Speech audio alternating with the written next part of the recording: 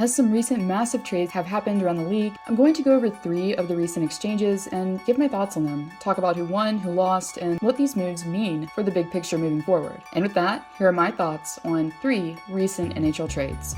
This one obviously made sense for me, as the Bruins were having a hard time scoring on 5-on-5 especially, and relying heavily on their first or perfection line. That was even split up, as Cassidy had Pastrnak previously on the second line at times in order to mix things up. With Jake DeBrusk having an off season, it definitely put Boston in a bind. Therefore, moving forward, it makes logical sense that Sweeney would want to go after and pursue the most sought after forward on the market. Now, we do know that Hall has had his fair share of scoring woes in Buffalo, but so did Eric Stahl, who scored an OT winner for Montreal on his debut game with the team. Therefore, it's very possible that if Hall were to play on the second line in the left wing position, that it would give the Bruins more versatility in the lineup.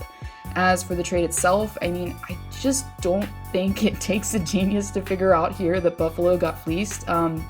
I think too, it's a trend for Buffalo this season, right? So unfortunately, it's only fitting. As Adams was adamant about wanting a first rounder for Hall for a while, but obviously decided to be a solid and retain Hall's salary at 50% while also getting a depth piece in Curtis Lazar as well. So it is a little puzzling as to why Buffalo wouldn't wait a little bit and try to, test the waters in the market and see if they could get maybe a better deal.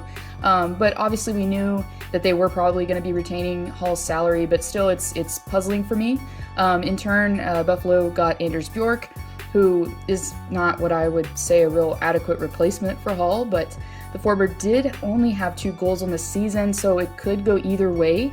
But still retaining salary, getting a bottom 6 guy and a second rounder, and giving away 2 players, obviously this was one-sided. As for the Bruins, it will definitely fill a need tentatively if Hall can still perform at the level that he has previously, such as his Hart Trophy season. Therefore, if he can, it will help them maintain a position in the top 4 in the East. Definitely a trade that I did see happening, as Toronto definitely seemed like an ideal fit for the previous captain coming in, as the Leafs are making a huge push as they're all in, as Dubas was probably wanting Foligno not only for his experience, but probably after seeing him play in the bubble last season against his team. I would say a light bulb probably went off right there, and rightfully so. And I know some were criticizing the trade itself, but honestly to me, with Foligno coming in at 25% of the price, just knowing all that he will be bringing to the team, as he's an amazing two-way player that brings emotion and physicality to the ice, that the Leafs could probably use. Obviously, Toronto did give away a first to Columbus to get him, but it was a similar style of trade as we saw with David Savard, as a third-party seller was also involved in Detroit as well in order to help retain salary for a pick. So yes, Columbus did retain part of Nick's salary at 50%, but San Jose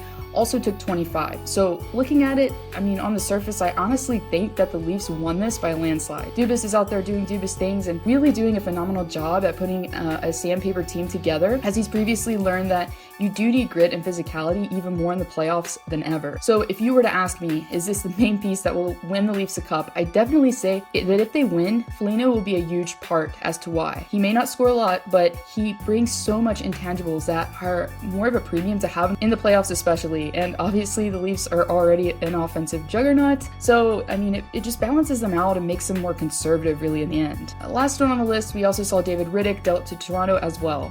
And I really think that this made sense, at least as far as Toronto is concerned, as there have been questions regarding Frederik Andersen, as Campbell has stepped in and taken the reins in net. But for Dubas going in, it was smart to try and get more insurance in the crease. Plus, trying to get a goalie that was interdivision was probably on his mind as well. And really, if you look at it, I think this was pretty one-sided. Again, as Rittich, at least to me, isn't a Vasilevsky or Hellebuck, but he's, in my opinion, worth way more than a third rounder, so probably a second. So for the Flames, I don't know if the return exactly made sense, but the move to me did, because they already have their number 1 guy in net in Jacob Markstrom, so it really made no sense for the Flames to hang on to him unless they were going to use him for the expansion draft. So now this does only leave the Leafs with 3 picks for this year's draft without a first, but being a Penguins fan myself, I watched the same pattern a while, as the Penguins were also in cup or bust mode, but they're starting to obviously transition a little more now, but you can't fault the GM really for going all in, really, as Toronto will be looking to finally get over the hump and prove people wrong. And as I mentioned, this time around, they just might.